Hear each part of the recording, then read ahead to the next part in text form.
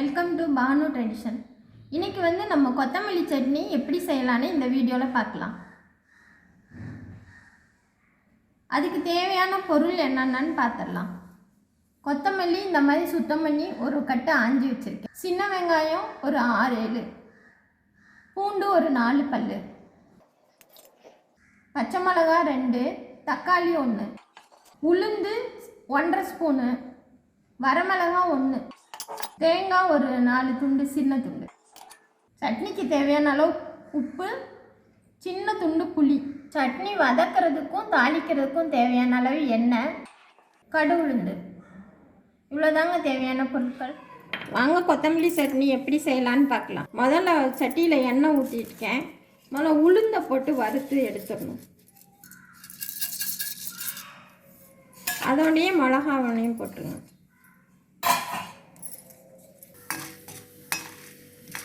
உளுந்து இந்த மாதிரி செவந்து வந்து வாசனை வரையில் உளுந்தை தனியாக மிக்ஸி ஜாரில் எடுத்துருங்க.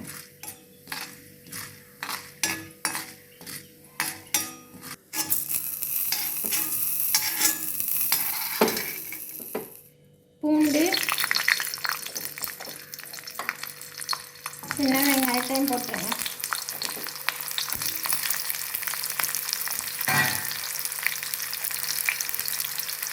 பச்சை மிளகாய் முழுசாக போடக்கூடாது, வெடிச்சிடும். இந்த மாதிரி லைட்டாக கட் பண்ணி போடுங்க. லேசாக கட் பண்ணிவிட்டு போடுங்க. தக்காளி,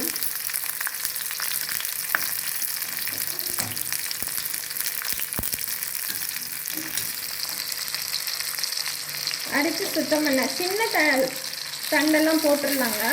நல்லா அரைப்பட்டுருவாங்க. முத்தின தண்டை எடுத்துருங்க. சின்ன தண்டெல்லாம் போட்டால் நல்லது. ஃபைபர் அதில் நிறையா இருக்குது.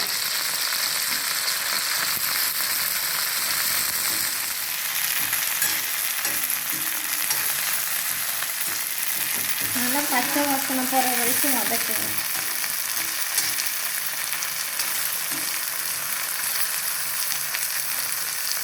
இப்போ புளியையும் சேர்த்துடலாம்.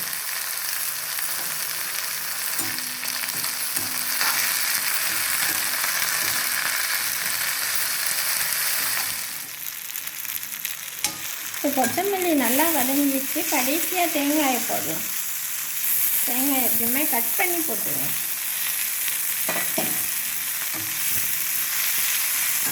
தேங்காய் போட்டாலும் ஒரு 2 நிமிஷம் வதக்கினா போதும். இதை நம்ம கெட்டியாக துவையல் மாதிரி தாங்க அரைக்க போகிறோம். அப்போ தான் சாதத்தில் பிசைஞ்சு சாப்பிட்றதுக்கு ரொம்ப டேஸ்ட்டாக இருக்கும்.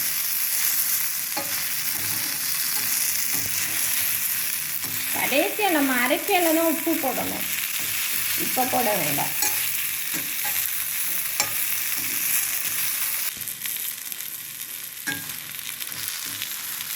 இப்போ தேங்காயும் நல்லா வதங்கிடுச்சு. இப்போ அடுப்பை ஆஃப் பண்ணிடலாம். நல்லா ஆறிடுச்சு. இப்போ நம்ம அரைச்சிடலாம். ஃபஸ்ட்டு உளுந்தை ஒரு சுற்றிக்கலாம்.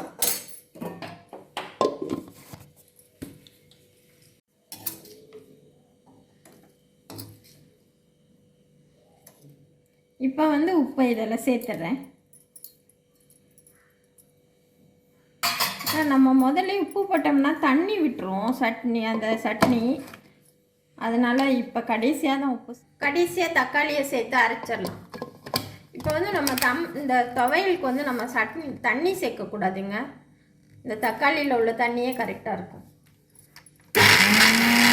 கெட்டியாக அரைச்சிக்கோங்க. இப்போ சாதத்தில் பிசைஞ்சு சாப்பிட்றதுக்கு ரொம்ப டேஸ்ட்டாக இருக்கும். இது துவையல் தானே. கடைசியாக தாளிச்சிடலாம்.